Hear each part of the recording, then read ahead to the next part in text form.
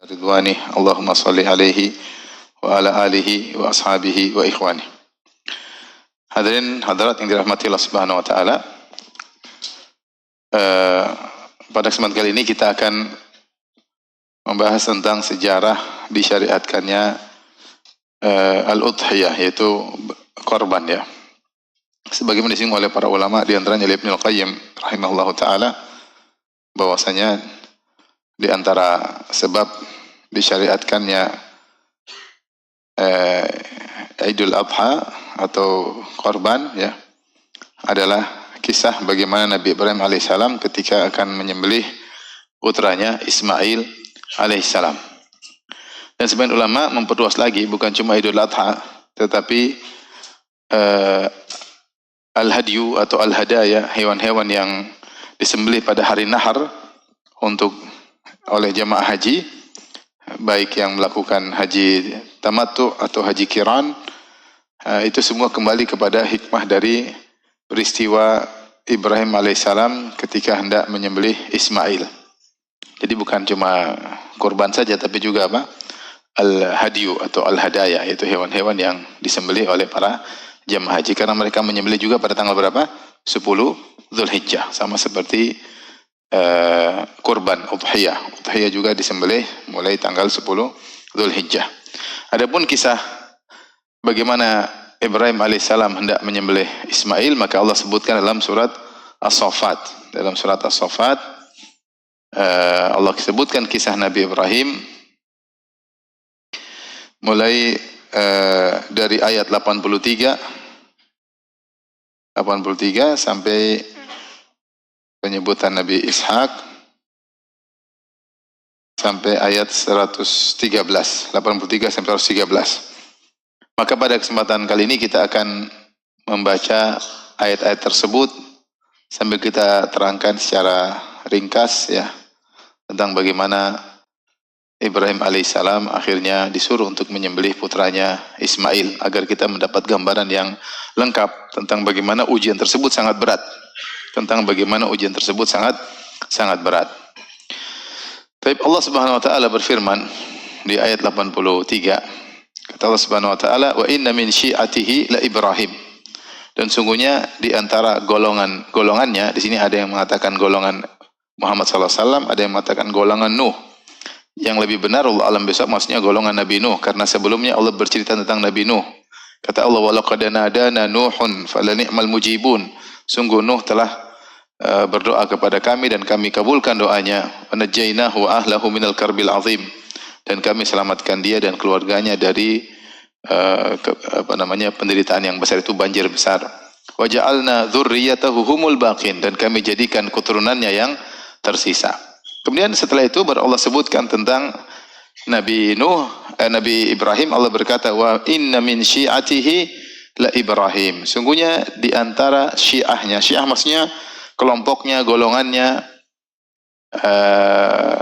yang seorang ta'assub dengan golongan tersebut, membela golongan tersebut, penolongnya. Ini di antara rombongan Nuh adalah siapa? Ibrahim.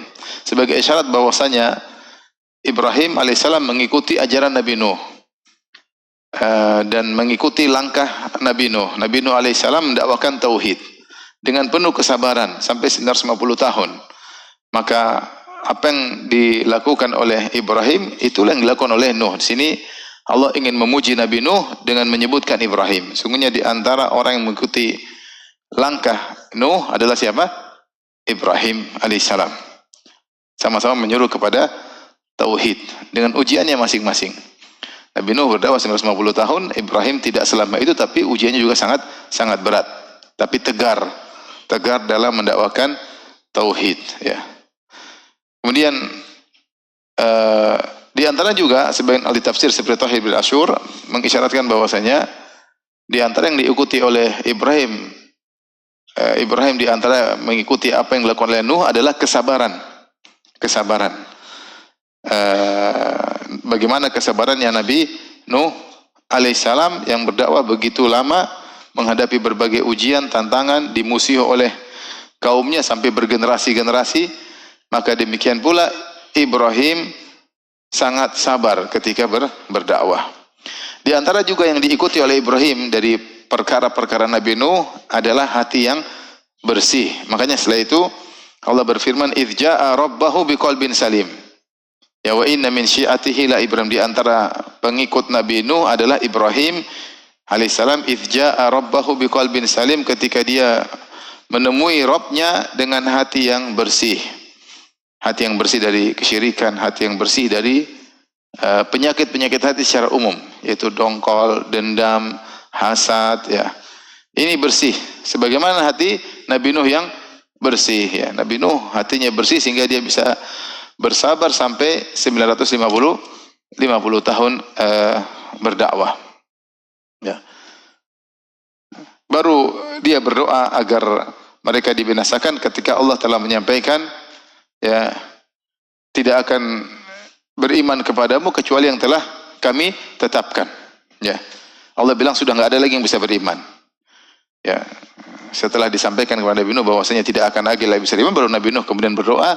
Nabi Nuh khawatir kalau dibiarkan semakin banyak orang kafir, karena setiap mereka melahirkan generasi berikutnya tambah kafir, dan semakin merusak dunia karena memperbanyak orang kafir.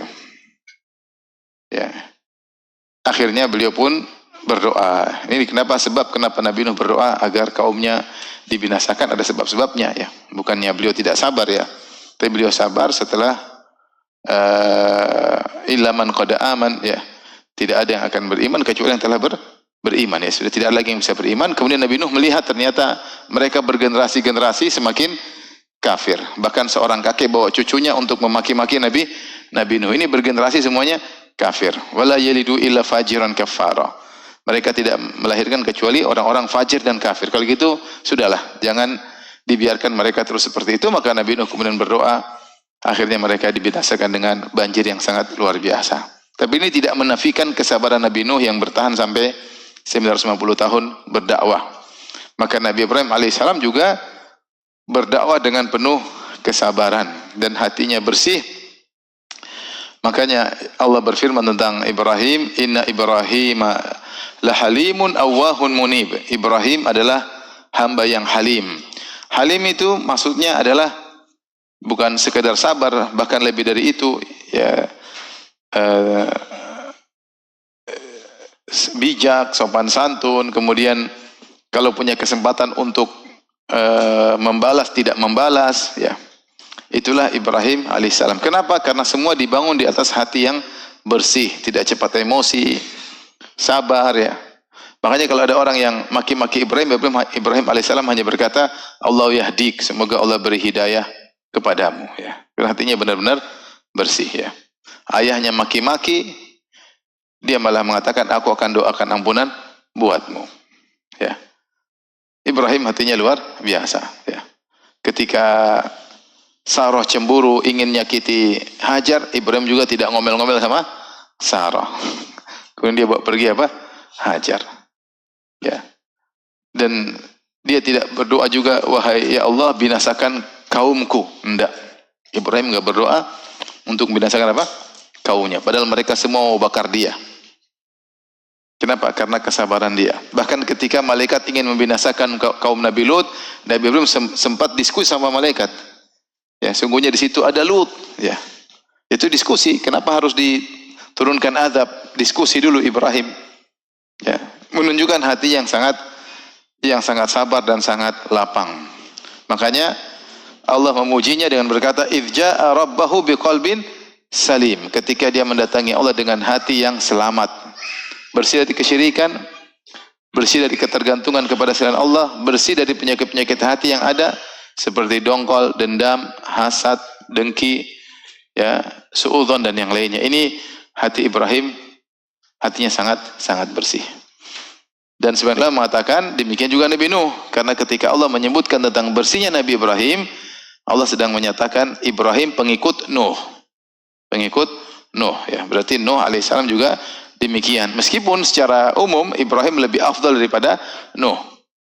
Karena tidak ada nabi yang diberi gelar dengan Khalil Rahman, kekasih Allah, kecuali cuma dua, yaitu Muhammad SAW dan Nabi Ibrahim. Taib. Kemudian di antara konsekuensi bersihnya hati, beliau tidak suka dengan kesyirikan karena hati yang bersih. Maka bukan berarti hati bersih kemudian diam-diam aja, kemudian sembunyi-sembunyi, enggak. Dia mengingkari kemungkaran. Mengingkari kemungkaran. Berarti hatinya bersih, ingin mencari ridha Allah Subhanahu wa taala, bukan mencari ridha netizen, enggak. Benar-benar dia ketergantungan kepada Allah, bukan kepada manusia. Makanya dengan bersihnya hatinya dia mengingkari kemungkaran. Dia mengingkari kemungkaran. Kalau kamu benar cinta kepada Allah, benar tergantung kepada Allah, tidak perlu takut dengan komentar netizen kalau dalam rangka untuk menyampaikan agama Allah. Maka dia pun mendakwahi kaumnya. Kata Allah, "Idz qala li abihi wa qaumihi madza ta'budun?" Ketika dia berkata kepada ayahnya dan kepada kaumnya, apa yang kalian ibadahi? Maka dia dakwahi. Dalam surat Maryam dia berkata, "Ya abati lima ta'budu ma la yasma'u wa la yubsiru wa la yughni anka syai'a?" Wahai ayahanda, kenapa engkau menyembah berhala yang tidak mendengar, tidak melihat, tidak bisa membantumu sama sekali? Sampai ayahnya mengatakan, "Araghibun anta an alihati ya Ibrahim? La illam tantahi la arjumannaka wahjurni maliya." Kau benci dengan Tuhan-Tuhanku wahai Ibrahim, kalau kau ceramah-ceramah terus, la arjumannak, sungguh aku akan merajamu, lempar kau dengan batu. Wahjurni maliya, tinggalkan aku. Ibrahim ketika diusir oleh ayahnya, dia berkata, "Salamun alaik." Semoga keselamatan kepadamu hai ayahku. Sa'astaghfiru laka rabbi. Aku akan mohon ampunan kepada Allah untukmu. Akhirnya Allah larang. Tapi maksudnya Ibrahim tidak marah sama ayahnya. Dia sabar dan ketika diusir dia pergi dengan tenang ya. Ini diantara ujian yang sangat berat oleh Ibrahim alaihissalam. Ternyata ayahnya sendiri dan seluruh kaum negerinya menyembah berhala. Maka diantara perkataan beliau kepada mereka, banyak dalam Al-Quran Ibrahim diskusi dengan mereka. Dalam surat Al-Anbiya, dalam surat As-Saffat ya. Di antaranya Ibrahim berkata, "Aifkan alihatan dunallahi turidun."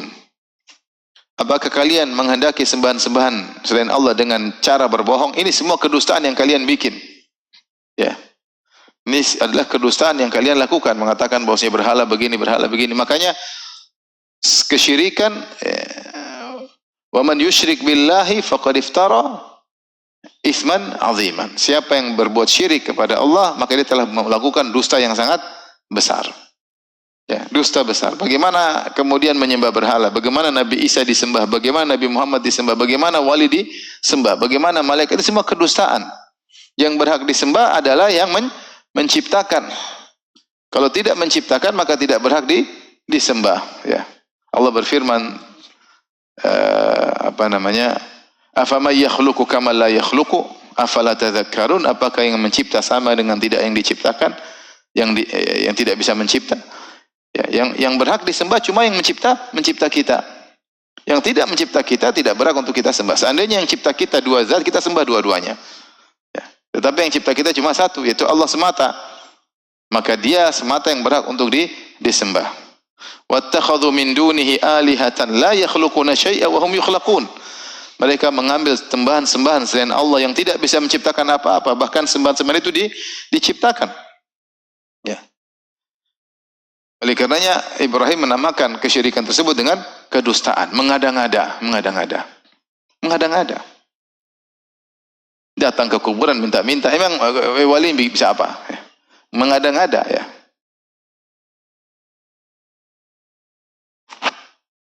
Syirik itu mengada-ngada. Saya sering sampaikan cerita ini. Bagaimana ketika musim corona ada orang muncul di YouTube kemudian bilang, kalau kalian ingin selamat dari corona gampang, tinggal tempel foto wali ini. Tempel wali, bawa, jadikan jimat, selamat. Ini yang disebut wali ini waktu sakit dia ke rumah sakit. Berobat, ternyata dia mati, ya enggak? Berarti dia sendiri tidak bisa menyelamatkan apa? Dirinya sementara dia masih hidup. Kemudian sekarang dia sudah mati dibilang jadi jimat. Bukankah ini mengada-ngada? Benar, syirik itu mengada-ngada, enggak benar. Mengada-ngada. Kok bisa ada nabi kemudian disembah? Mengada-ngada.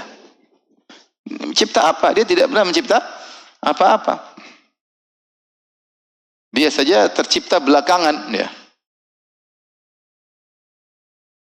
Oleh Oleh karenanya benar kata Ibrahim alaihissalam, "Aifkan alihatan dunallahi turidun." Apa kau mengadakan sembahan-sembahan dengan cara berbohong? Ini semua kebohongan.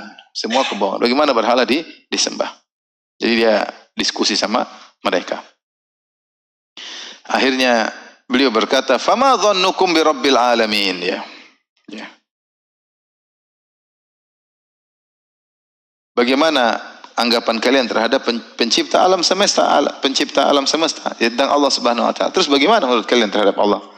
Ini tidak disebutkan apa yang dimaksud oleh Ibrahim alaihissalam. Ada yang mengatakan maksudnya Ibrahim mengajak mereka berfikir, apakah pantas sembahan-sembahan ini disembah sementara yang menciptakan alam semesta cuma siapa? Allah. Atau Ibrahim berkata, apa yang akan Allah timpakan kepada kalian sementara yang ciptakan kalian adalah Allah, ternyata kalian menyembah selain Allah Subhanahu wa taala, ya. Apa menurut kalian Tuhan seperti ini? Ya, patung-patung adalah Tuhan yang berhak kalian sembah. Artinya Ibrahim mengajak mereka berfikir, "Fama dhannukum bi rabbil alamin?" Terus bagaimana menurut kalian tentang pencipta alam semesta? Fanadhara nadhratan fin nujum, kemudian dia memandang sekali pandangan ke arah bintang-bintang, ya. Di sini ada yang mengatakan fi maknanya ila nujum. Baik. Kemudian Ibrahim berkata, "Faqala inni saqim." Aku sakit. Aku ini sakit. Ada beberapa tafsir di kalangan para ulama terkait dengan firman Allah ini, "Fanadhara nadhratan fin nujum faqala inni saqim." Dia pun memandang ke atas, kemudian dia mengatakan aku sakit. Ada yang mengatakan Nabi Ibrahim alaihissalam ini trik yang beliau lakukan agar orang menjauh darinya supaya dia bisa bebas menghancurin patung-patung. Trik pertama dia bilang, saya lagi sakit. Ya. Ada yang mengatakan sakit taun, yaitu sakit yang parah menular. Makanya setelah itu dikatakan fatawallau anhu mudbirin, mereka pun kabur darinya. Ibrahim bilang saya sakit. Kemudian kenapa dia lihat ke bintang? Yaitu karena mereka punya keyakinan terhadap bintang. Sehingga dia mengatakan seakan-akan ini bintang menunjukkan saya sakit, atau saya sakit gara-gara terkena dampak dari bintang tersebut dan sakit saya berbahaya. Akhirnya mereka pun kabur, ya. Ini pendapat, namun tidak setuju oleh sebagian ahli tafsir. Kebanyakan ahli tafsir mengatakan Ibrahim melakukan demikian, yaitu beliau seakan-akan berfikir seperti orang berfikir lihat ke atas. Kenapa dia lihat ke atas? Dia diajak untuk ikut acara hari rayanya mereka. Jadi mereka bilang, Ibrahim, kita ada hari raya, ayo ikut. Maka dia mikir, apa yang harus saya bilang ya supaya selamat tidak ikut hari raya? Maka dia bilang, saya sakit, sehingga saya tidak bisa ikut hari raya. Akhirnya mereka pergi. Dan ini salah satu dari 3 dusta yang dilakukan oleh Ibrahim. 2 dusta karena Allah, 1 dusta karena Sarah. Dusta yang pertama ini, meskipun ini bukan dusta yang nyata, tapi hanyalah tauriah. Tauriah itu ucapan yang benar, tapi disalahpahami oleh pendengar. Ucapan yang benar, tapi disalahpahami oleh pendengar. Seperti yang dilakukan oleh Abu Bakar As-Siddiq radhiyallahu anhu ketika beliau berhijrah, kemudian bersama Nabi SAW, maka sebagian orang tanya, orang-orang tidak kenal Nabi, mereka kenal Abu Bakar. Abu Bakar orang suka berdagang ke sana kemari. Nabi SAW tidak sering berdagang tapi sekali, tidak sering. Berbeda dengan Abu Bakar. Abu Bakar orang yang supel, kemudian suka kemana-mana, tahu daerah-daerah, sehingga banyak orang kenal dia. Makanya ketika perang di setelah wafatnya Nabi SAW muncul nabi-nabi baru. Maka Abu Bakar mengirim pasukan, kalau nggak salah dia buat 11 pasukan. Dan benar-benar dia bisa memetakan 11 pasukan tersebut. Sini sebelah sini nanti ketemu di mana. Seakan-akan Google Map sudah di kepala beliau. Dia bisa memetakan. Kenapa? Karena dia sering apa? Sering bersafar. Dan berhasil akhirnya memadamkan api murtad yang ketika sedang berkorbar karena banyak nabi-nabi palsu dan juga banyak orang-orang yang enggan membayar zakat, mengingkari kewajiban zakat. Maka Abu Bakar As-Siddiq menyiapkan kalau tidak salah 11 pasukan. Di antaranya dipimpin oleh Khalid bin Walid. Kemudian dia ini lewat sini, ini ke sana, ini ke sini, nanti dari sini ketemu di mana. Itu tidak gampang. Belum ada Google Map waktu itu. Menunjukkan beliau luar biasa. Maksud saya, ketika beliau sedang berhijrah, ada yang tanya, karena orang kenal Abu Bakar, tapi tidak kenal siapa di depan Abu Bakar. Ini siapa depanmu? Kata Abu Bakar, hadza hadin ila tariq. Ini penunjuk jalan. Orang yang mendengar Abu Bakar tidak bohong. Cuma Abu Bakar sengaja mengucapkan perkataan yang jujur supaya disalahpahami oleh pendengar. Itu namanya tauriyah. Inna fil ma'arid manduha. Sebagian ulama mengatakan bahwasanya di tauriyah ini adalah solusi agar tidak terjerumus dalam dusta. Ini boleh tapi dalam kondisi terdesak. Dalam kondisi terdesak. Sehingga Abu Bakar mengatakan ini penunjuk jalan. Orang yang mendengar menyangka Muhammad penunjuk jalan. Jalan benar. Padahal maksudnya penunjuk jalan menuju surga. Bukan jalan tikus, bukan. Bahkan Rasulullah SAW ketika berhijrah juga tidak tahu jalan. Makanya beliau menyewa seorang namanya Abdullah bin Uraiqid yang menunjukkan apa? Jalan. Ini contoh, maksudnya seperti gini kadang-kadang boleh. Tapi tidak boleh sering-sering. Tidak boleh apa? Sering-sering. Ya. Misalnya, kamu ada uang? Enggak ada uang, enggak ada. Enggak ada uang. Saya benar-benar enggak ada uang. Padahal di ATM banyak. Kosong memang ATM-nya isinya 1 miliar. Uang enggak ada memang. Enggak ada uang. Enggak ada uang. Enggak ada uang. Memang enggak ada. Tapi ada ATM isinya 1 miliar. Sesekali ya, jangan sering-sering. Sering-sering tercela. Seorang mukmin asalnya adalah jujur jelas. Asalnya jujur jelas. Ibrahim ketika diajak untuk ikut acara syirik, maka dia nggak ada solusi kecuali dia bilang saya sakit. Saya sakit. Padahal dia tidak sakit. Tapi ketika dia ngomong sakit, dia pakai isim fa'il, saqim, atau sifat sigah mubalaghah atau musyabbah bismil fa'il. Maknanya saya sakit, yaitu fa'il maknanya saya sakit. Saya sakit sini maksudnya ya suatu saat saya akan sakit. Karena isim fa'il itu bisa maknanya akan atau bisa maknanya sedang. Kalau dikatakan sedang, maksudnya dia bilang hati saya sakit lihat kalian syirik. Atau kalau maknanya akan, ya saya suatu saat akan sakit karena saya memang manusia. Suatu saat saya akan apa? Sakit. Ya. Ini bahasa Arab. Kalau isim fa'il itu maknanya demikian. Seperti firman Allah kepada Nabi Isa, Inni mutawaffika wa rafi'uka ilayya. Aku akan mewafatkan engkau dan aku akan mengangkatmu. Rafi' itu maksudnya isim fa'il. Katanya ini sakim. Nggak tahu kalau bahasa Inggris mungkin apa? Nggak tahu apa namanya tense-nya kayak apa. Tapi intinya isim fa'il itu bisa menunjukkan sedang atau akan. Sehingga mereka pahami Ibrahim sedang sakit. Padahal dia tidak sakit. Kalau dia pun sakit, dia sakit hati, bukan sakit fisik. Atau dia akan sakit suatu saat karena manusia semuanya akan sakit. Ini dusta pertama. Dusta kedua ketika dia nanti hancurin batu-batu, berhala-berhala. Mereka bertanya dalam surat Al-Anbiya, "Anta fa'alta hadza bi alihatina ya Ibrahim?" Kaukah yang menghancurkan patung-patung ini? Kata Ibrahim, "Bal fa'alahu kabiruhum hadza. Fas'aluhum in kanu yantiqun." Justru yang gede yang hancurin yang kecil-kecil. Tanya aja sama yang kecil-kecil. Ibrahim ini dusta juga enggak, dia namanya kebenaran bersyarat. Dia bilang, sekarang kan dia berkata, yang lakukan yang gede, kalau yang kecil-kecil bisa ngomong. Kalau yang kecil-kecil nggak bisa ngomong, ya saya lah maksudnya. Karena dia bilang, fas'aluhum in kanu yantiqun. Yang bikin yang gede. Apa namanya? Kalau nggak percaya tanya yang kecil-kecil.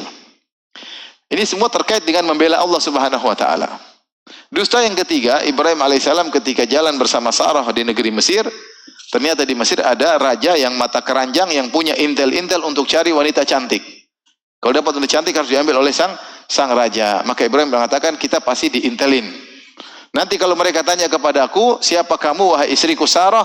Saya akan bilang engkau adalah ukhti, saudariku. Karena di atas negeri Mesir ini tidak ada yang beriman kecuali saya dan kamu. Subhanallah. Satu benua tidak ada yang muslim kecuali saya dan kamu. Maka saya mengatakan engkau adalah saudariku. Akhirnya mereka datang, ini siapa nih? Ini saudariku. Kalau Ibrahim bilang ini istriku, dia dibunuh. Diambil paksa istrinya. Tapi kalau dia bilang ini saudariku, dia dimuliakan.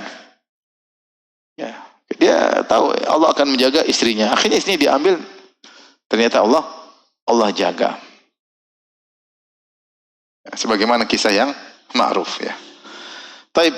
Dan 3 dosa inilah yang menghalangi Ibrahim untuk memberi syafaat pada hari kiamat. Sebenarnya ini bukan dosa.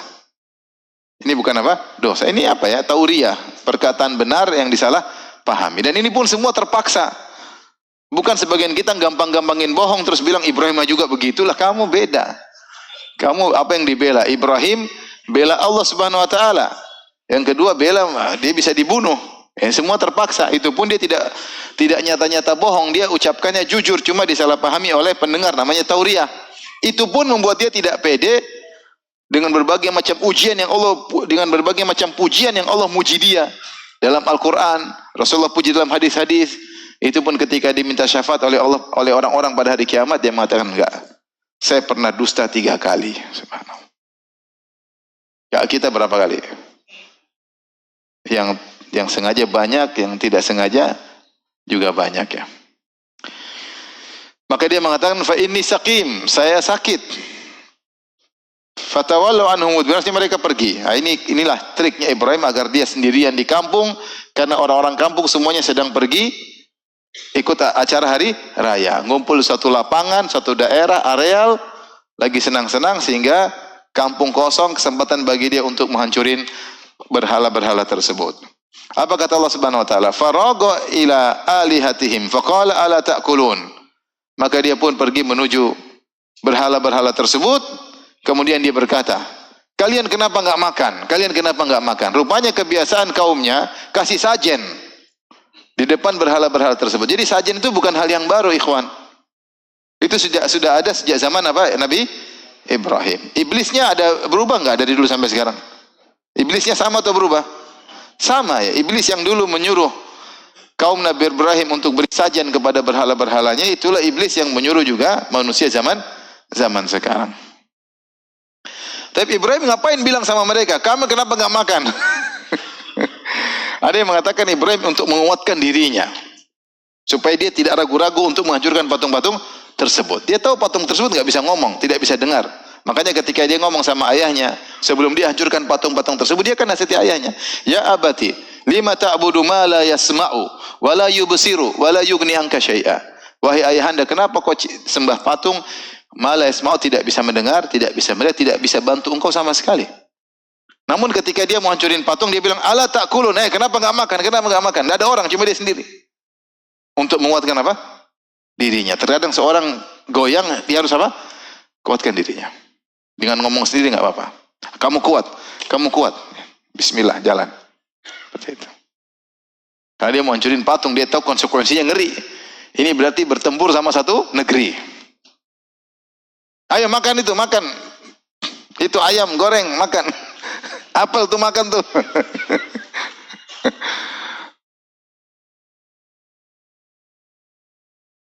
Ada kawan dulu cerita, Ustaz, saya dulu di kampung sana, pokoknya kalau ada makanan-makanan buat berhala-berhala saya ambil, Ustaz. Boleh enggak? Boleh, enggak apa-apa.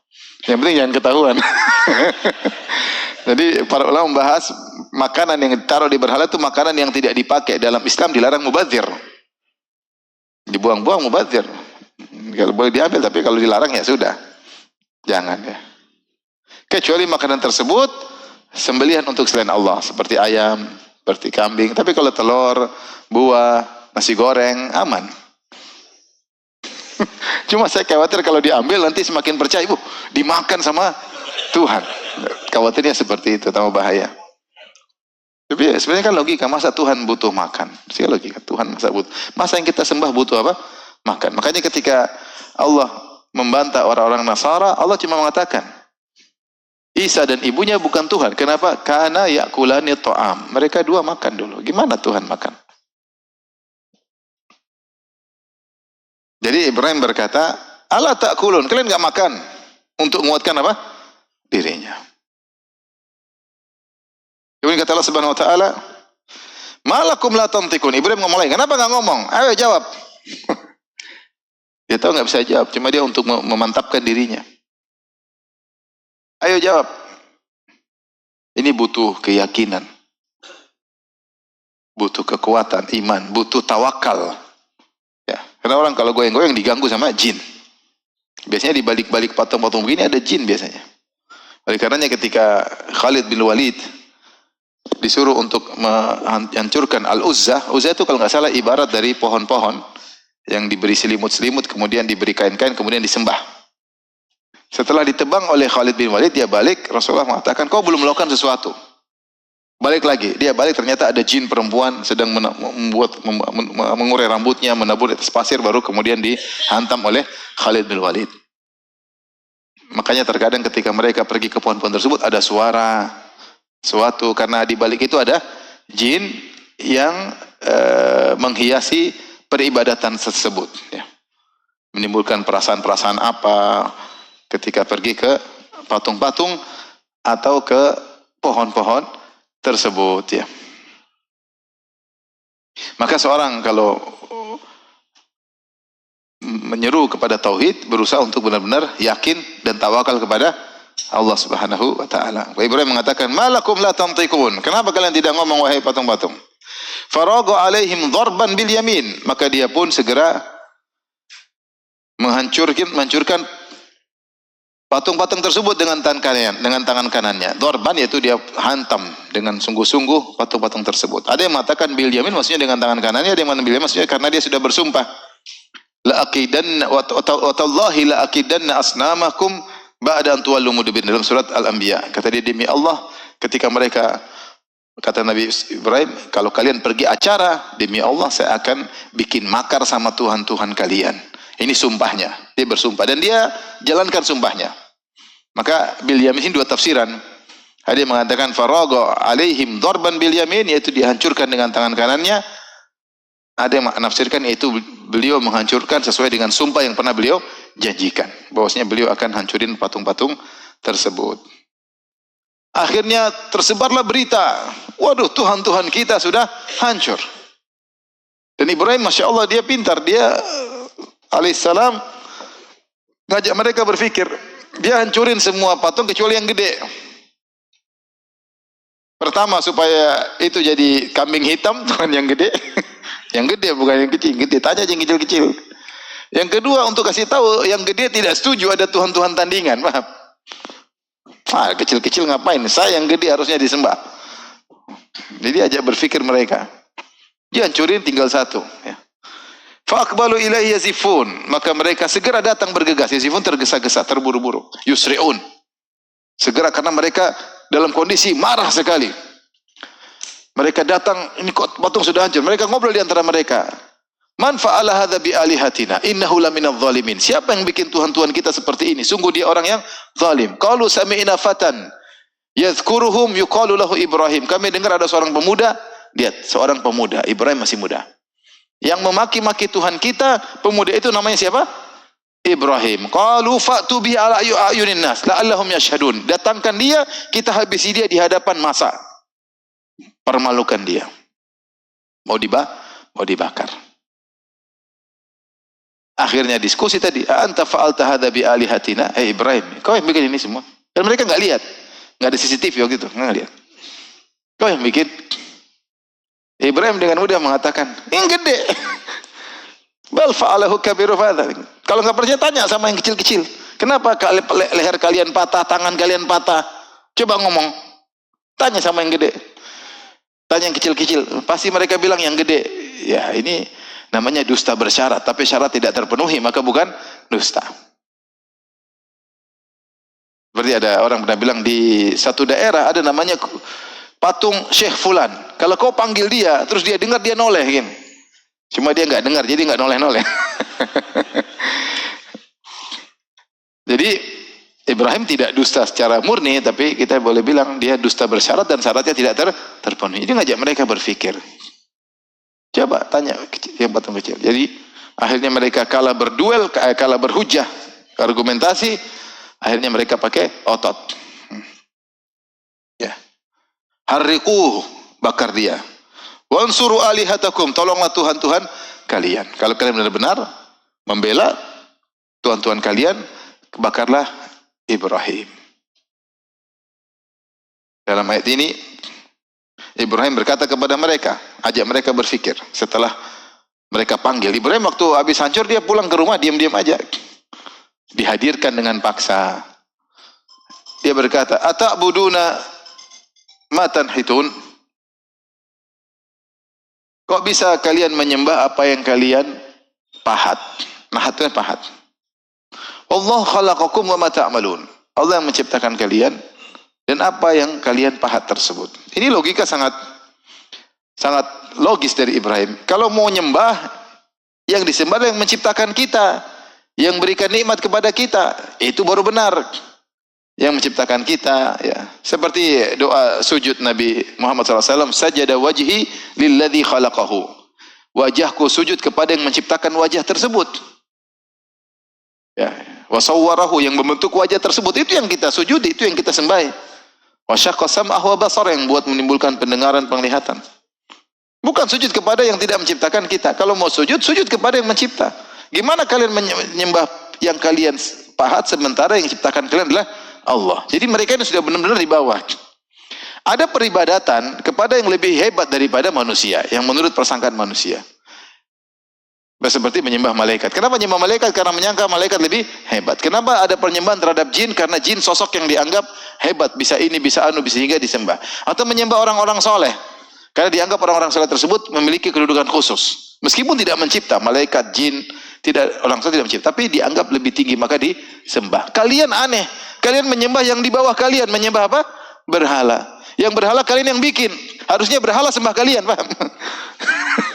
Lah iya, yang bikin berhala siapa? Kalian kan. Harusnya berhala sembah kalian kalau dia mau bersembah. Ini kalian yang bikin berhala, kalian sembah berhala. Gimana logikanya? Kalian yang pahat, kalian yang bikin bentuk. Gimana kalian sembah berhala tersebut? Ibrahim ajak berfirman, mereka tidak bisa jawab. Tidak bisa. Kalian yang pahat. Kalian bikin bentuk. Kalian yang susun. Kalian yang campur semen sama apa? Itu pasir. Kalian, kalau kurang mancung, kalian mancungin. Terus kalian sembah, kan nggak logis. Nah, saya pernah cerita ada kawan masuk Islam gara-gara dia lagi nyetop bis. Dia bukan orang Islam. Terus dia lihat ada pabrik pembuatan Tuhan. Dia lihat. Dia sambil bis lihat tuh. Ada yang bikin Tuhan. Bikin Tuhan. Terus ada Tuhan yang setengah jadi, dia dudukin. Wah, ini orang nggak sopan. Meskipun belum jadi, jangan didudukin dong. Duduk, kakinya diangkat sambil bikin Tuhan satunya. Wah, ini Tuhan setengah jadi, jangan begitu dong, Mas. Dia berpikir dia dapat hidayah, dia masuk Islam. Masuk Islam. Ya saya bilang, sembahan itu logikanya kita menyembah yang menciptakan kita. Kalau enggak, orang menyembah biasanya yang lebih hebat daripada dia tunduk, meskipun tidak boleh. Ini aneh, kalian menyembah yang kalian pahat sendiri. Wallahu khalaqakum wa ma ta'malun. Allah yang menciptakan kalian, Allah menciptakan patung-patung tersebut. Ini semua ciptaan Allah Subhanahu wa taala. Bagaimana kalian menyembah sesama makhluk? Kalian Allah ciptakan, patung juga yang ciptakan siapa? Allah, ya. Semen, batu yang ciptakan siapa? Allah. Pohon yang kalian pahat yang ciptakan pohon siapa? Allah. Gimana makhluk nyembah makhluk? Yang ada itu makhluk nyembah Khalik, sang pencipta. Ini ada pembahasan akidah, tapi saya tidak bahas sekarang tentang Allah khalaqakum wa ta'malun. Taib. Akhirnya ketika mereka kalah berargumentasi, maka harus pakai otot, enggak ada jalan lain. Maka mereka memprovokasi. Wansuru alihatakum, ayo tolong Tuhan-Tuhan kalian. Sudah dizolimi Tuhan-Tuhan kita, dihancurin. Ayo tolong. Mana kesetiaan kalian? Ayo tolong. Qalu bnu lahu bunyanan fa'alquhu fil jahim. Kata mereka, bikin bangunan, lemparkan dia dalam api. Jadi dibuat bangunan, api tersebut tidak terbuka tapi dalam bangunan sehingga panasnya luar biasa. Dibuat bangunan secukupnya, dikumpulkan kayu bakar, kasih batu-batu, kemudian jadi kayu bercampur dengan apa? Batu. Jadi panas biar apa? Diungkep luar biasa panasnya, baru melempar situ ceritanya. Fa'alquhu fil jahim. Kalau sudah panas, lemparkanlah Ibrahim dalam bangunan tersebut yang berisi kayu bakar dan batu-batu yang panas. Maka disebutkan mereka semangat karena ini adalah ibadah membela Tuhan. Maka mereka kumpulkan kayu bakar sebanyak-banyaknya. Sampai disebut dalam sebagian buku tafsir seperti Ibnu Katsir rahimahullah menyebutkan sebagian wanita bernazar, kalau saya sembuh, saya akan bawa kayu bakar buat Ibrahim. Sampai mereka nazar demikian. Jadi Ibrahim ditahan, kemudian dicari waktu untuk buat apa? Bangunan tersebut. Bangunan untuk bakar Ibrahim. Akhirnya setelah itu Ibrahim dibuka bajunya, kemudian dilempar. Dilempar ke tengah lautan api. Situlah Ibrahim berkata, ya, hasbi Allah wa ni'mal wakil. Cukuplah Allah bagiku dan dia sebaik-baik tempat bertawakal. Akhirnya Ibrahim pun diselamatkan oleh Allah Subhanahu wa taala. Kata Allah Subhanahu wa taala, "Fa aradu bihi kaidan faja'alnahumul asfalin." Mereka hendak melakukan makar kepada Ibrahim, namun kami menjadikan mereka lah yang rendah, yaitu mereka gagal, mereka malu. Sudah satu negara semuanya ingin bakar Ibrahim, ternyata tidak berhasil. Ternyata Ibrahim keluar dengan nyaman. Allah berfirman, "Ya naru kuni bardan wa salaman ala Ibrahim." Wahai api, jadilah engkau dingin dan penuh keselamatan bagi Ibrahim. Ibrahim keluar dengan nyaman, tidak terbakar sama sekali. Kemudian dia berkata, wa qala inni dzahibun ila rabbi sayahdin. Dan Ibrahim berkata, sungguhnya aku pergi menghadap kepada Tuhanku dan dia akan beri petunjuk kepadaku. Ini ada dua tafsiran juga. Tafsiran pertama, ketika Ibrahim mau dibakar, dia pasrah.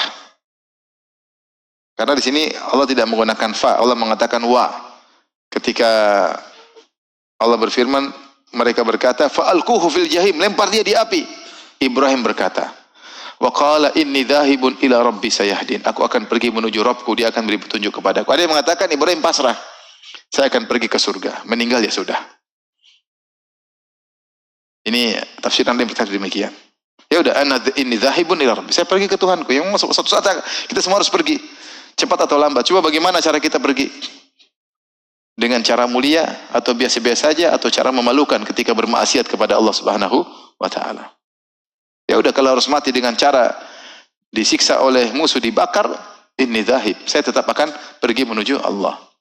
Sayahdin, dia akan beri petunjuk kepadaku, yaitu dia akan masuk ke dalam surga. Tidak ada bantu dia sendirian Ibrahim alaihissalam. Sendirian. Ini pendapat pertama. Pendapat kedua, ini diucapkan oleh Ibrahim setelah selamat. Setelah beliau keluar selamat, maka beliau berkata di hadapan kaumnya, inni dzahibun ila rabbi, aku akan pergi menuju Rabbku, sayahdin, dia akan beri petunjuk kepadaku. Itu enggak usah urus aku lagi. Sudah, aku tidak akan dakwah lagi. Saya harus pergi. Saya dakwah, kalian tangkap bakar, kalian tangkap bakar. Sudah. Ibrahim harus pergi meninggalkan negerinya yang dia cintai, Babilonia, Irak. Babilonia. Situ ada Raja Namrud, ada anak buahnya. Maka dia mengatakan demikian untuk meninggalkan kaumnya dengan penuh kesedihan. Kaumnya, mungkin om-omnya, mungkin kakak-kakaknya, mungkin adiknya, mungkin sepupunya. Dia dari situ, orang kampung situ. Akamsi, anak kampung apa? Situ. Iya benar ya, singkatannya benar. Dia anak kampung situ, orang situ. Keluarganya di situ. Bapaknya kafir. Allah alam tentang ibunya. Tapi dia pergi sendiri dengan penuh kesedihan. Khilaf di kalangan para ulama. Apakah Ibrahim ketika sudah menikah dengan Sarah atau dia menikah dengan Sarah di Suriah, di Harran. Harran itu daerah Suriah atau perbatasan Turki dengan Suriah. Sebenarnya mengatakan Ibrahim sudah menikah dengan Sarah, ada yang mengatakan tidak, Ibrahim menikah dengan Sarah di sana. Karena tidak disebutkan Sarah bersama Ibrahim, lagi pula Sarah terkenal cantik dan orang terkenal cantik dari Syam. Dari Syam. Maka dia pun ketika pergi dengan penuh kesedihan, tidak ada yang bersamanya, maka dia pun ingin punya teman, keluarga yang soleh menemaninya dalam kehidupannya. Maka dia berdoa, Rabbi habli minas salihin. Ya Allah, anugerahkanlah kepadaku anak yang soleh. Subhanallah. Kata Allah, al-malu wal banuna zinatul hayatid dunia. Harta dan anak-anak adalah perhiasan kehidupan dunia. Orang kalau punya anak soleh, luar biasa. Itu nikmat yang sangat-sangat luar biasa. Punya anak soleh, nurut, dikasih tahu, nurut. Diarahkan, membahagiakan orang tua, membanggakan orang tuanya. Sampai kadang-kadang anak begitu soleh, dia yang nasihati kita. Dia yang nasihati kita. Sungguh kebahagiaan Allah menjadikan nasihat kepada kita dari orang yang sangat tulus, yaitu anak kita sendiri. Kalau istri yang nasihati mungkin modus. Tapi kalau anak yang nasihati, insya Allah apa? Tulus. Istri juga tulus ya, tapi kadang-kadang modus ya. Jadi subhanallah, maka dia berdoa, Rabbi habli minas salihin. Ya Allah, anugerahkanlah kepada aku anak soleh. Dan buah anak soleh itu adalah hibah. Hibah itu anugerah. Makanya Allah mengatakan, yahabu lima yasha'u inathan wa yahabu lima yasha'u az-zukur. Au yuzawwijuhum dzukranan wa inatha wa yaj'alu may yasha'u aqima. Innahu alimun qadir. Allah menganugerahkan kepada sebagian orang hanya anak-anak perempuan, dan Allah menganugerahkan sebagian orang hanya anak laki-laki, dan sebagian orang Allah anugerahkan anak laki dan perempuan. Jadi anak itu apa? Anugerah. Ada orang anaknya perempuan, nikah lagi perempuan lagi, nikah lagi perempuan dan laki-lakinya. Sampai ada seorang syekh cerita sama saya, dia ketemu dengan seorang sudah sangat tua.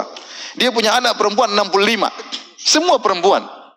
Dan laki-laki udah nikah perempuan lagi, dia nikah perempuan lagi. Allah takdirkan memang benar ada orang yang punya anak perempuan saja. Ada yang anak cuma laki-laki saja. 5 laki-laki semua, 7 laki-laki semua. Ada. Ada yang anak laki, anak perempuan. Banyakan kita anak laki perempuan. Ada orang saya ketemu di Malang, orang Arab. Ustaz, saya punya keluarga, nikah, istri pertama, anak laki atau kalau nggak salah perempuan semua 11 orang. 11 orang perempuan semua. Kemudian nikah lagi sama istri kedua, semuanya anak 11 laki semua. Luar biasa. Jangan ditiru, ini cuma cerita. Cuma cerita. Jadi anak itu anugerah. Kalau anugerah kita syukuri. Syukuri dengan menjaganya, membimbingnya, mengarahkannya, bukan cuma dikasih makan, bukan memanjakannya, mendidiknya agar dia mampu mandiri dan lain-lain. Karena kita akan ditanya tentang anugerah tersebut. Ibrahim berkata, Rabbi habli minas salihin. Anugerahkan aku anak yang saleh. Taib, Ibrahim ketika keluar dari Babilonia, dia masih muda, fatan, masih muda. Subhanallah, dia baru dapat anak 60 tahun kemudian. Sekitar 60. Kan Ibrahim punya anak Ismail ketika usia 80 tahun. Kalau dia taruhlah umur dia 20, berarti dia menunggu berapa tahun? 60, 50-an tahunan, 60 tahunan baru dapat anak. Allah berfirman, "Fabasyarnahu bigulamin halim." Maka kami beri dia kabar gembira dengan seorang anak yang amat sabar, halim. Ibrahim halim, anaknya juga halim. Inna Ibrahima la halimun awwahun munib. Ibrahim sangat halim, sangat penyabar. Anaknya juga, anak pertamanya juga halim. Itu Ismail. Di sini fa basyarnahu maksudnya bukan langsung dikabulkan, tapi ketika kami akan mengabulkan akan dia punya anak, maka kami beri kabar gembira dia akan punya anak. Tapi Allah kasih isyarat ketika Allah mengatakan bigulamin halim, anak yang sangat penyabar, isyarat dia akan diuji anak ini. Akan diuji di kemudian hari, dan benar akan diuji dengan ujian yang sangat berat. Sejak kecil sudah diuji. Sejak kecil sudah diuji. Kalau lahir dari Hajar. Hajar pembantunya siapa? Sarah. Sarah karena lihat suaminya nggak punya anak sudah puluhan tahun, udah nikah sama ini pembantu. Begitu nikah, malah punya anak. Ketika punya anak, dan tujuan Sarah agar Ibrahim punya anak. Tapi ketika sudah muncul sang anak, dia cemburu. Begitulah perempuan, tidak komitmen.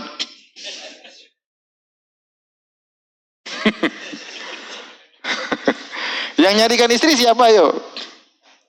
Sarah. Sunnahnya Sarah, siapa yang melakukan? Sunnahnya Sarah, nyarikan istri buat siapa? Suami. Yang nyarikan istri siapa? Sarah. Yang tujuannya agar punya anak, supaya suaminya punya anak juga siapa? Sarah. Ketika ada anak, dia nggak kuat. Begitulah perempuan lemah. Akhirnya dia cemburu karena madunya punya sesuatu yang tidak dia miliki. Akhirnya dia bersumpah untuk melukai Hajar. Akhirnya Ibrahim harus bawa Hajar pergi jauh bersama putranya Ismail ke negeri yang gersang namanya Mekah. Subhanallah. Ini itu sudah takdir Allah. Seandainya Sarah tidak cemburu, Ismail tidak di Mekah. Kalau Ismail tidak di Mekah, tidak ada Muhammad SAW. Cemburunya Sarah itu sudah takdir Allah Subhanahu wa taala.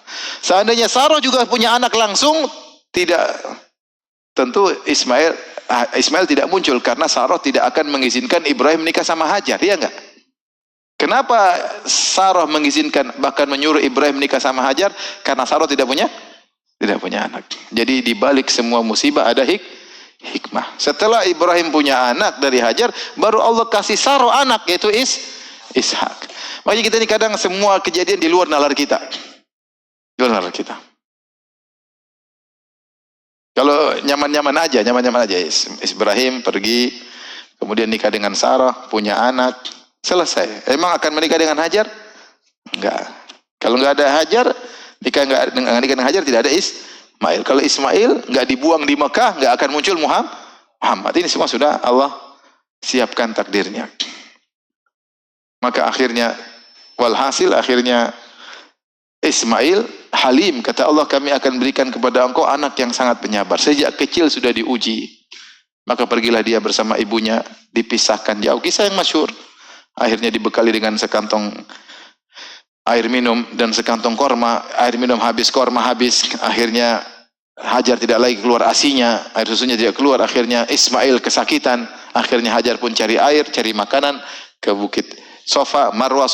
Akhirnya Jibril datang ngeluarin air, namanya air Zam-Zam. Maka kemudian Hajar di situ akhirnya ngerawat Ismail. Kisah panjang, tapi kita bukan mau cerita itu. Akhirnya Ismail besar di sini. Kata Allah Subhanahu wa taala, "Falamma balagha ma'ahu sa'ya," ketika anak itu sudah sampai pada umur yang bisa bekerja, itu bisa bantu ayahnya, bisa menggantikan posisi ayahnya, bisa berburu sama ayahnya. Itu umur, ada yang mengatakan, banyak ahli tafsir mengatakan umur 13 tahun. Berapa tahun? 13 tahun. Maka Ibrahim diuji oleh Allah, diuji lagi. Pertama diuji dengan terpisah dari anak satu-satunya yang dia cintai. Sudah dinanti 60 tahun baru lahir. Bayang kalau udah doa nunggu 60 tahun, anak baru lahir suruh pisah. Sedih atau tidak? Sedih luar biasa. Pikiran anak saya gimana ibunya, gimana anaknya, makan apa. Tapi ini ujian. Ketika anak tersebut sudah besar, sudah 13 tahun, sudah ganteng-gantengnya, sudah gagah-gagahnya, disuruh sembelih. Ujian berikutnya. Jadi kalau kita perhatikan Ibrahim alaihissalam ini diberi gelar Khalilur Rahman, kekasih Allah, yaitu yang dicintai oleh Allah. Itu Allah mencintainya dan dia mencintai Allah, sehingga dia dipuji pada perkara-perkara yang dia cintai. Diuji pada perkara-perkara yang dia cintai. Bapaknya dia cintai, harus kafir. Negerinya dia cintai, harus dia tinggalkan. Istri yang dicintai Hajar harus jauh darinya. Putra yang dia cintai harus jauh darinya. Putra yang dia cintai harus disembelih, anak satu-satunya. Ketika itu belum ada anak, masih Ismail. Setelah itu baru lahir Ishak. Ishak lahir 13 tahun kemudian setelah peristiwa ini. Jadi Ismail umurnya 13 tahun menurut pendapat banyak ahli tafsir. Ketika itu maka Ibrahim mimpi bahwasanya dia menyembelih anaknya. Dan kita tahu mimpi para nabi adalah wahyu. Mimpi para nabi adalah wahyu. Dan mimpi adalah derajat wahyu terendah. Dan subhanallah, Ibrahim sekali mimpi langsung dia jalankan, menunjukkan iman yang luar biasa. Mungkin dia tidak bilang, ini cuma mimpi, mungkin salah kali. Enggak. Coba saya tunggu, siapa tahu mimpi kedua. Ya. Dia tidak tahu, ya Allah, benar enggak mimpi Allah? Enggak ada enggak perintah yang lain, ya Allah? Masa ini perintahnya? Enggak ada. Ibrahim benar-benar tunduk dan patuh kepada Allah. Allah kasih perintah yang istilahnya isyarat, bukan perintah yang tegas. Cuma mimpi. Karena wahyu paling rendah mimpi. Setelah itu mungkin malaikat Jibril turun. Yang paling tinggi adalah bicara langsung dengan Allah Subhanahu wa taala. Tapi derajat mimpi yang paling wahyu paling rendah pun akhirnya Ibrahim menjalankan. Dia mimpi, dia datang kepada putranya Ismail. Ya bunayya inni ara fil manami anni athbahuka fanzur madza tara. Wahai putraku. Disebut dengan panggilan yang penuh kasih sayang. Wahai putraku, ya bunayya. Wahai putraku. Bahkan dia tidak mengatakan wahai ibni, tapi putra kecilku, yaitu bunaya itu ditasghir, putra kecilku. Ya. Wahai anakku. Ini ara fil manami, dan dia menggunakan dengan fi'il mudhari. Kalau bahasa Inggris apa? Present tense, itu continue. Seakan-akan sedang di hadapan dia, padahal mimpi sudah selesai. Tapi seakan-akan dia berkata, ya anakku, saya sedang bermimpi dalam mimpiku. Jadi menggunakan dengan fi'il mudhari, seakan-akan kisahnya hadir di hadapan dia. Inni ara fil manami anni azbahuk. Aku lihat dalam mimpiku, aku menyembelih engkau. Fanzur madza tara. Bagaimana menurutmu wahai putraku? Kata para ulama, Ismail bisa saja kabur. Enggak mau bi, enak aja. Kabur maka dia kafir seperti anaknya Nuh, iya enggak? Nuh alaihissalam. Tapi Allah sudah bilang, kau akan punya anak yang sabar. Dan namanya anak sabar tidak mungkin diketahui kesabarannya kecuali diuji. Isyarat pasti diuji. Diuji sejak kecil, dia sudah tahan ujian, hidup tanpa ayah, hidup bersama ibunya, di tengah orang-orang yang bukan dari sukunya. Ya. Maka Ismail dengan tegar berkata, Ya abati fa'al ma tu'mar, wahai ayahanda, lakukanlah apa yang kau diperintahkan. Satajiduni insyaallahu minas sabirin. Kau dapati aku insyaallah termasuk orang-orang yang sabar. Makanya Ismail berjanji, insyaallah kau akan dapati aku termasuk orang yang sabar. Dia tidak sombong, dia tidak bilang saya pasti sabar, tapi dia mengatakan insyaallah. Ini kalimatul isti'anah untuk meminta pertolongan. Insyaallah dengan izin Allah saya akan apa? Sabar. Dan dia bukan mengatakan insyaallahu sabiran, enggak. Tapi dia mengatakan minas sabirin, aku akan termasuk dari rentetan orang-orang yang bersabar. Aku termasuk dalam golongan mereka insyaallah. Menunjukkan lebih mantap lagi. Ya masih orang berkata, ayahanda bukankah engkau tahu banyak orang-orang sabar? Insyaallah saya termasuk mereka. Golongan orang-orang yang sabar. Makanya Allah berfirman, "Wadhkur fil kitabi Ismail, innahu kana shadiqal wa'di." Dan bacakanlah kepada mereka tentang kisah Ismail dalam Al-Quran. Innahu kana shadiqal wa'di. Dia menunaikan janjinya. Dan dia janji dia akan apa? Sabar. Di sini kita bingung ya. Mana yang lebih hebat, Ibrahim atau Ismail? Yang sabar menyembelih anaknya atau yang sabar untuk disembelih bapaknya? Mana yang lebih susah menurut antum? Hah? Bukan menyembelih bapaknya. Menyembelih anaknya. Mana yang lebih susah? Menyembelih anaknya atau disembelih bapaknya? Dua-duanya berat. Dua-duanya berat. Maka dua-dua orang hebat. Bapaknya Halim, anaknya juga Halim. Dan anaknya subhanallah ya. Namanya umur 13 masih pingin main-main. Ini nasibku ayahanda disembelih. Berat. Kita bayangkan Ibrahim ini anak satu-satunya. Anak laki-laki satunya, nggak ada anak yang lain. Terus disuruh sembelih. Dia tak mau punya anak, dia nggak tahu. Apakah masih punya anak lagi, nggak tahu. Keturunannya cuma dari jalur ini. Kalau dia mati selesai. Mau turun nggak ada keturunan. Allah belum kabarkan dia bakalan punya anak namanya Ishak belum. Maka ujian sangat luar biasa. Ismail juga dengan sabar. Wahai ayahanda, lakukan apa yang kau diperintahkan. Insya Allah kau dapati aku termasuk orang-orang yang sabar. Ini seorang jangan terlalu pede, jangan lupa sertakan apa insya Allah. Ya. Allah ajarkan bagaimana Nabi Sulaiman lupa bilang insya Allah, akhirnya gagal. Dia mengatakan la atufanna al-laila tis'atan wa tis'ina imra'atan atau mi'at imrah. Malam ini saya akan datangi 99 wanita. Saya akan gauli semuanya malam ini. Dan Allah akan melahirkan, dan semuanya akan mengandung, dan semuanya akan punya anak mujahid fisabilillah. Malaikat bilang, "Qul insyaallah." Bilang insyaallah. Sulaiman lupa bilang apa? Insyaallah. Akhirnya dia gauli 99 wanita tersebut. Luar biasa kuatnya Nabi Sulaiman. Jadi setiap wanita ejakulasi sampai 99 kali ejakulasi. Semuanya digauli. Ternyata tidak ada yang mengandung, tidak ada yang melahirkan kecuali satu, itu pun anaknya cacat. Karena lupa bilang apa? Insya Allah ini berkah luar biasa. Makanya sih insya Allah. Jangan terlalu pede. Atau lupa. Ya. Kadang terlalu pede, kadang lupa. Ya. Maka biasakan mengucapkan insya Allah. Dan benar akhirnya Ismail sabar. Allah berfirman, "Falamma aslama." Tatkala mereka keduanya pasrah, aslama yaitu Islam, yaitu menyerahkan urusan semua kepada Allah, bertawakal sepenuhnya kepada Allah. Ini berat. Siapa yang bisa nyembelih putranya sendiri? Siapa yang kuat disembelih oleh ayahnya? Falamma aslama, ketika keduanya sudah berserah diri. Wa tallahu lil jabin. Kemudian Ibrahim membandingkan anaknya di pelipisnya. Jabin, ini jabin ini ya. Jabhah di tengah. Ini namanya jabin. Ada kanan, ada apa? Kiri. Ini bahasa Indonesia apa namanya? Dahi ini. Kalau ini, ya sudah itu namanya jabin. Ya, ditaruh.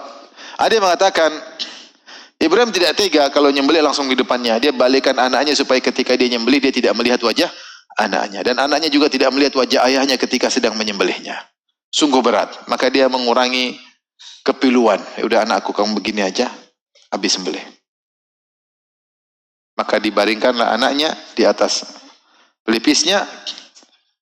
Ya, akhirnya ketika mau disembelih, Allah seru, tidak perlu disembelih karena Allah ganti dengan domba yang besar. Wa nadainahu ayya Ibrahim, maka kami pun menyeru kepadanya, wahai Ibrahim, qad saddaqta ru'ya, sungguh kamu telah membenarkan mimpi itu, kamu telah menjalankan mimpi yang diwahyukan kepadamu. Inna kadzalika najzil muhsinin, demikianlah kami memberi ganjaran kepada orang-orang yang berbuat kebajikan. Inna hadza lahuwal bala'ul mubin, ini sungguh benar-benar merupakan ujian yang berat. Allah menamakan al-bala'ul mubin, ujian yang benar-benar apa? Berat. Ada yang menafsirkan bala'ul mubin maksudnya anugerah yang besar, karena al-bala terkadang maknanya ujian, terkadang maknanya balaan hasanan, yaitu anugerah. Tapi yang zahirnya ini adalah ujian. Allah mengatakan inna hadza lahuwal bala'ul mubin, ini adalah ujian yang sangat berat. Wa fadainahu bidzibhin azim, kami tebus fida, kami tebus dengan sembelihan yang besar. Ya, adapun sembelihan ini dari mana wallahu alam. Ada yang mengatakan ini sembelihan yang dulu diserahkan oleh anak Adam ketika zaman dahulu, kemudian disimpan di langit, kemudian diturunkan kembali. Wallahu alam bisawab. Tapi intinya Allah kirimkan domba untuk mengganti Ismail.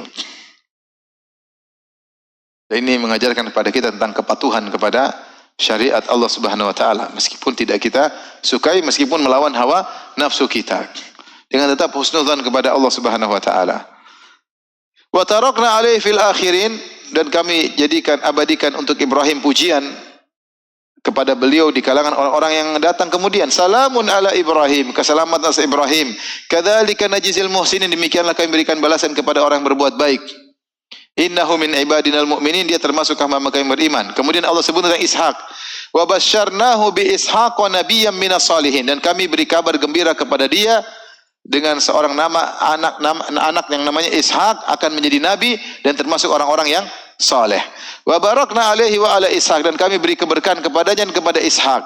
Wa min dzurriyyatihima, dan dari keturunan keduanya Ibrahim dan Ishak, muhsinun wa zalimun li nafsihi mubin. Ada yang muhsin Islam baik dan ada yang berbuat zalim yaitu kafir yang nyata. Baik. Ini dalil bahwasanya yang disembelih oleh Ibrahim, yang mau disembelih bukanlah Ishak, tapi apa? Ibrahim, Ismail. Karena Allah sebutkan Ismail sebelumnya, fabasyarnahu bigulamin halim, kami beri kabar gembira kepada dia dengan anak yang sangat sabar. Setelah itu Allah sebutkan pada ayat berikutnya, setelah terjadi proses penyembelihan tadi, Allah mengatakan wabasyarnahu bi Ishaq wa nabiyyan minas salihin, dan kami beri kabar gembira. Ini kabar gembira yang kedua. Berarti kabar gembira pertama beda dengan kabar gembira yang kedua. Dan banyak dalil yang menunjukkan bahwasanya yang dimaksud dengan yang disembelih adalah Ismail. Pertama, dia anak yang pertama, anak satu-satunya. Kita tahu anak pertama bukan Ishak. Ini kesepakatan ahlul kitab dengan kita. Anak Ibrahim yang pertama siapa? Ismail, ya, anak satunya. Ishak muncul belakangan. Kemudian dalam Al-Quran, tadi Allah bedakan. Bisyarat yang pertama, bisyarat kedua. Yang berikutnya, Allah mensifati Ishak dengan bigulamin alim. Wabasyaruhu bigulamin alim. Mereka beri kabar gembira kepada Ibrahim dan istrinya dengan anak yang berilmu. Adapun Ismail, Allah bilang bigulamin halim, beda dengan anak yang penyabar. Ketika Ishak, Allah mengatakan bigulamin alim, dengan anak yang berilmu. Berarti dua, beda. Yang berikutnya, bahwasanya syariat tentang penyembelihan dilakukan oleh orang Islam. Itu karena kejadian tersebut di Mekah. Sehingga diabadikan dengan Idul Adha, diabadikan dengan haji, yang itu tidak dikenal oleh ahlul kitab. Sehingga yang benar adalah apa? Ismail. Oleh karenanya disebutkan, ini saya sebutkan nukilan dari Tahir bin Ashur ketika beliau mengkritik kitab Kejadian Lama, ya.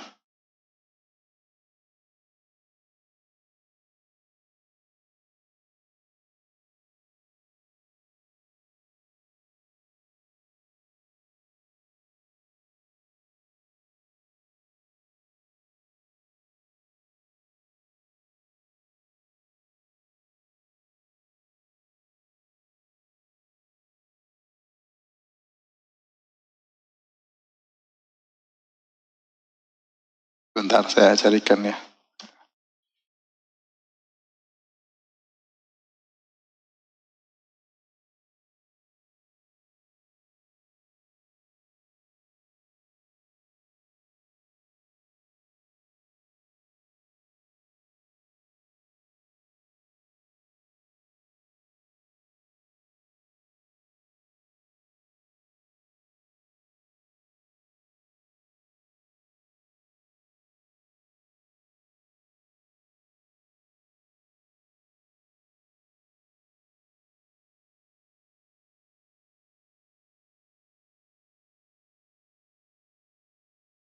Sabar ya. Sabar nggak? Sabar sebentar, saya carikan. Duhur masih lama kan?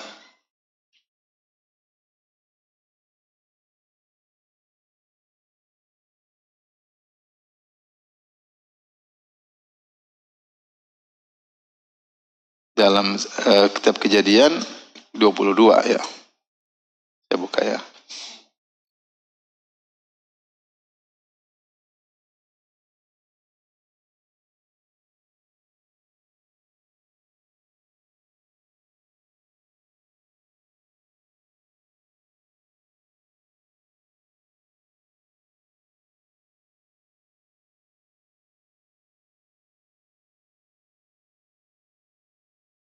Kisah tentang penyembelihan juga disebut dalam kitab Kejadian 22, tapi yang disembelih adalah Ishak, bukan Ismail ya.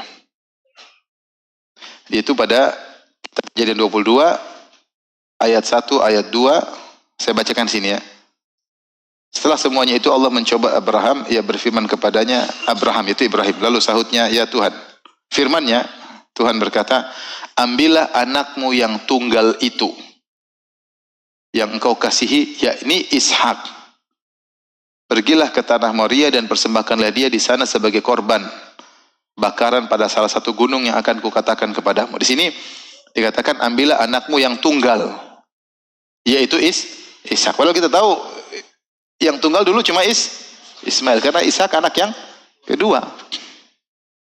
Hingga sebagian ulama mengatakan ini tambahan. Ada kalimat yakni Ishak ini tambahan.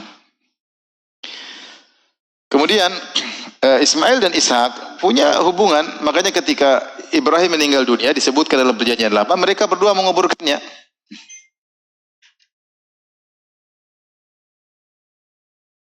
Saya bacakan pada Kejadian 25, dan anak-anaknya Ishak dan Ismail menguburkan dia dalam gua Makpela. Jadi yang menguburkan Ibrahim dua anaknya, Ismail dan apa? Ishak. Mereka ada hubungan. Ada kontak-kontak. Kalau seandainya yang dimaksud dengan Ishak, nggak mungkin disebut anak tunggalmu. Padahal Ismail sudah ada. Bukan Ismail, bukan anak yang hilang, tidak ada kontak sama sekali, enggak. Sehingga yang tepat, kalau anak tunggal berarti harusnya siapa? Ismail. Tapi demikian juga dalam Al-Quran, ketika dalam surat Hud, Allah mengatakan,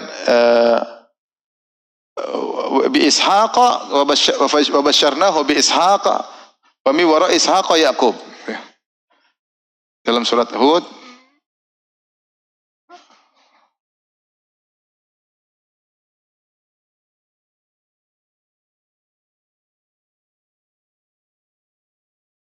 fabasyarnaha bi Ishaq, kami beri kabar gembira kepada istrinya yaitu Sarah bi Ishaq, dengan dia akan punya anak namanya siapa? Ishaq. Wa mi wara Ishaq Yaqub, dan setelah Ishaq akan punya cucu namanya Yaqub. Jadi sebelum Ishaq lahir, malaikat sudah kasih kabar kepada Sarah, kamu bakalan punya anak namanya siapa? Ishak. Apakah titik? Bukan titik, masih lanjut. Ishak ini bakalan punya anak namanya siapa? Yakub. Seandainya kalau Ishak mau disembelih kan aneh. Lah, kan kamu bilang katanya bakalan punya anak, ngapain saya suruh sembelih? Jadi ujian tersebut akan tidak ada maknanya. Karena Allah sudah ngabarin dia bakalan punya anak, Ishak ini akan punya anak namanya siapa? Yakub. Seandainya Ishak lahir, kemudian tiba-tiba pada usia 13 tahun Allah bilang sembelih Ishak. Nabi Ibrahim bisa tanya, ya Allah, bukankah pertama kau udah bilang dia bakalan punya anak, ini belum punya anak suruh disembelih? Ya berarti yang benar yang disembelih adalah siapa? Ismail. Tapi di akhir ayat tadi Allah mengatakan Setelah itu wabasyarnahu bi Ishaq nabiyyan minas salihin. Setelah itu Allah beri kabar gembira setelah Ismail lahir juga akan lahir seorang anak namanya siapa? Ishaq. Wa barakna alaihi wa ala Ishaq. Kami beri berkah kepada Ibrahim dan juga kepada Ishaq. Kemudian kata Allah, wa min dzurriyyatihima, dan dari keturunan keduanya muhsinun wa zalimun li nafsihi mubin. Ada yang muhsin berbuat baik Islam dan ada yang zalim kafir musyrik. Ini dalil bahwasanya keturunan Ibrahim dan Ishak tidak semuanya muslim. Syaukani agak tegas, dia mengatakan ini menunjukkan bahwasanya keturunan para nabi tidak harus muslim mukmin, tidak harus. Di antara bukti bahwasanya ada keturunan nabi yang kafir, anaknya siapa? Nuh alaihissalam. Dan kita semua ini manusia alam semesta semuanya keturunan Nabi Nuh. Entah cucu ke seberapa. Karena Allah mengatakan wa ja'alna dzurriyyatahu humul baqin. Kami jadikan keturunannya itulah yang tersisa. Kita semua ini adalah anak Adam, disebut al-abul awwal, bapak yang pertama, nenek moyang yang kedua adalah Nuh. Karena ketika turun hujan deras kemudian banjir, maka seluruh manusia binasa kecuali Nuh dan pengikutnya sekitar 80 orang. Dan dari 80 orang itu yang keturunannya bertahan cuma keturunan Nabi Nuh. Maka ahli sejarah menulis, oh kalau Nabi Nuh punya anak ada namanya siapa Syam, kemudian Sam, Ham, Yafid, kemudian siapa ini keturunan ini keturunan ini. Ya. Dan ternyata anak-anak Nabi Nuh ada yang kafir, ada yang mukmin. Maka khurafat yang mengatakan keturunan Nabi pasti mukmin, khurafat. Tidak benar. Tidak ada dalilnya. Tidak ada dalilnya. Orang-orang Yahudi keturunan Yakub bin Ishak. Orang baik apa orang bejat? Orang bejat jelas. Yang bilang kita keturunan Nabi pasti soleh. Tidak benar. Allah mengatakan di antara keturunannya ada yang baik dan ada yang tidak baik. Kelebihan harta, jangan lupa untuk menjalankan syariat udhiyah. Dan itu salah satu bentuk syukur yang terbaik. Makanya Allah Subhanahu wa taala berfirman ketika memberikan telaga sungai Al-Kautsar kepada Nabi, kata Allah Subhanahu wa taala, "Inna a'tainakal kautsar fashalli li rabbika wanhar." Sungguhnya kami telah memberikan kepada engkau wahai Rasulullah sungai Al-Kautsar, sungai terbaik di surga sana. Kalau begitu kata Allah, fasabbih, kalau begitu fasalli li rabbika wanhar, kalau begitu salatlah engkau dan menyembelihlah. Maka di antara bentuk bersyukur atas nikmat yang terbaik dua, salat dan menyembelih. Terkait dengan ibadah keseharian adalah salat, dan terbaik terkait dengan harta, ibadah harta dengan menyembelih. Oleh karenanya kalau ada kelebihan harta jangan lupa untuk menyembelih, dan sunnahnya disyiarkan. Ini salah satu ibadah yang sunnahnya disyiarkan. Jadi nyembelih sendiri ya. Kalau tidak berani ya hadir. Yang penting ikut berzikir di situ ya. Tapi kalau bisa nyembelih sendiri itu lebih baik ya. Wallahu ta'ala alam bisawab. Demikian saja apa yang bisa saya sampaikan. Selanjutnya yang bertanya saya persilahkan.